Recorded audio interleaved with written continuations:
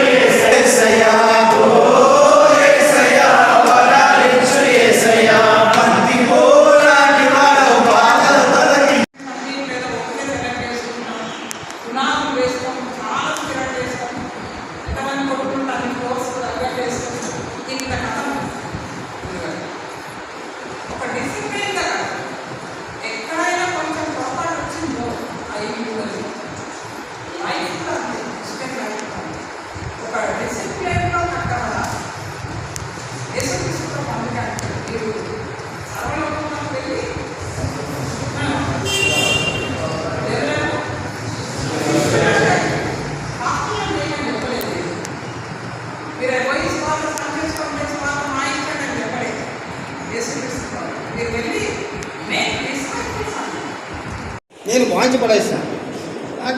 చెప్పిన ఏం చదువుతావు బైబిల్? అపోసమైన పౌరులు ఎఫ్సీలు రాసిన పత్రంలో ఆరంభంలో ఏమి చదువు నువ్వు? తల్లిదండ్రులకు లోబడి ఉండాలి కదా, విధేయులై ఉండాలని ఉంది కదా. అంటే ఏడ్చుకుంటున్న దాని కింద కూడా ఇంకో మాట ఉంది కదా, తండ్రుల పిల్లలకు కోపం రేపబడి అని ఉంది కదా. అప్పుడు నాకు చాలా సంతోషించింది కదా తండ్రిగా.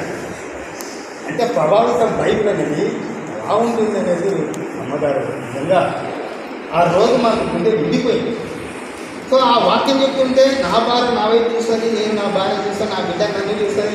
నాలేదు కదా, నాన్న చిన్న బిడ్డ లేకుండా బతకండి. నాకు అది నేను టీచర్ టీచర్ రాశాను. అదే మాకు బైబిల్, అదే పురాణం, అదే రాజ్యాంగం, రాజధాని చూసి కాబట్టి ఎవరు చిన్న చిన్న విన్నామంటే వినాలని చిన్న కాదు. అలా పిల్లవాడు మన పిల్లలు అలాగే పిల్లవాడు చదువుతున్నారు మాట్లాడతారు. దాన్ని పెట్టుకొని నేను అప్పుడు క్లాస్ రైతులను పొలాల పోలా చేయాలా, పని చేసుకోవాలా, మళ్ళీ చదువుకోవాలా. మా పెద్ద వాళ్ళు ఉన్నారు, వాళ్ళకు రెండు అడ్డం చేశారు. ఏదైతే పెళ్లి చేస్తారు.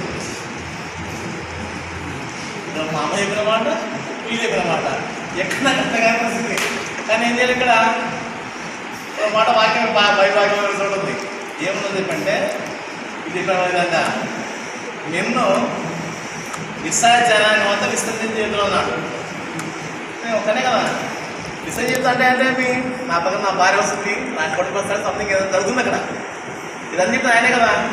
కాబట్టి నేనేం చేయాలి, నా భారం అంతా చేసుకొని వేయాలని చెప్పేసి దేవా వచ్చినటువంటి నా తండ్రి గురువులందరికీ కూడా ఆతిథ్యమును ఏర్పాటు చేసినటువంటి ఆనందరాజు గారి, ఇందిరమ్మ గారి కుటుంబాన్ని జ్ఞాపకం చేసుకోమని అడుగుచూ ఉన్నాము ప్రభా. వారికి ఇచ్చినటువంటి కుమారుడు అనుదీప్ని జ్ఞాపకం చేసుకోమని అడుగుచూ ఉన్నాము ప్రభా. వారిని, వారి కుటుంబాన్ని బలపరచండి, విశ్వాసంలో బలపరచమని అడుగుచూ ఉన్నాము ప్రభా. నీలో అంటకట్టబడే బిడ్డలకు ఆశీర్వదించండి ప్రభా. అలానే ఇంకను అంతకంతకు ఎదుగుదల దయచేసి వారి కుటుంబానికి, వారి బిడ్డలకును సమృద్ధిని దయచేయమని అడుగుచూ ఉన్నాము ప్రభా. ఎటువంటి లోటు కొరత లేకుండా ప్రతి ఒక్క అవసరత అక్కరను తీర్చమని అడుగుచూ ఉన్నాము ప్రభా.